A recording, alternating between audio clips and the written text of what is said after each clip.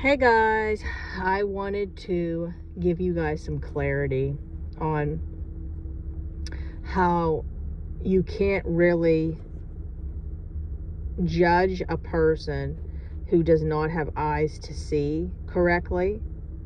You can't look at them in such a way of how they can do this to me. Something I get all the time is people will say, how could they do this? How could they do this? Well, let's take Saul. I want to bring him up. Saul was on his way to Damascus, and all that happened was he just kept killing Christians and didn't know any better. He really believed he was in the right. He truly did not see it. He did not know any better. And all it took was for Jesus to blind him and said, Saul, why do you persecute me? And at that moment, he then could see. He then could see everything that he had done.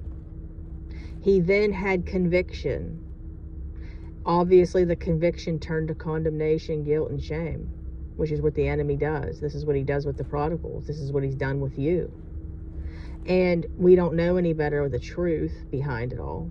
But this is something that you have to understand here, that this whole thing is them not knowing and not having the eyes to see correctly. So if someone can't see, you can literally beat it through their head over and over again. You could have your pastor tell them, your mama tell them, your daddy. You could have everybody tell them the right way of something. But they truly are blinded. They do not see correctly. The only way they're going to be able to see correctly is if God opens their eyes. And the way he's going to open their eyes is by you partnering up with him and doing your work and your development and strategically making the right decisions in order for this to pan out. So there's a right way to do things and there's a wrong way to do things. This is why the Lord's called me to do this full time and many other people, because we learned the hard way. We wasted years. We wasted time.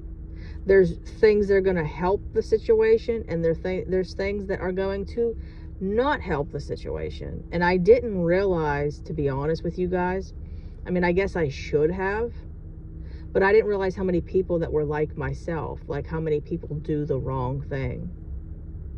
And it's not at all picking on how people do things, but when you continue to say, okay, I'm going to do it myself, and you don't know any better, and then obviously you're leaning on God. God gives people to help people. So the proper thing needs to be done on your end too, okay? This is why people get so aggravated. They're like a chicken without their head. They don't know. They don't know the mistakes that everybody's realized that they made, that they could have done better. So remember, their eyes have to open. Their eyes have to open. There is a way to do this. I talked to a prodigal today, and that's something I encourage you all. If your prodigal is willing to talk to me, I definitely will do so. One thing that I like about it is that I get my foot in the door, and then I'm able to continue to talk with them and keep my foot in the door. And if they end up deciding to, rebel and stuff again, it's a good opportunity to be able to have that opportunity. So if that would be something you guys would be interested in, you guys can contact me. My information is deadmarriagesredeemed@gmail.com. I repeat, deadmarriagesredeemed@gmail.com.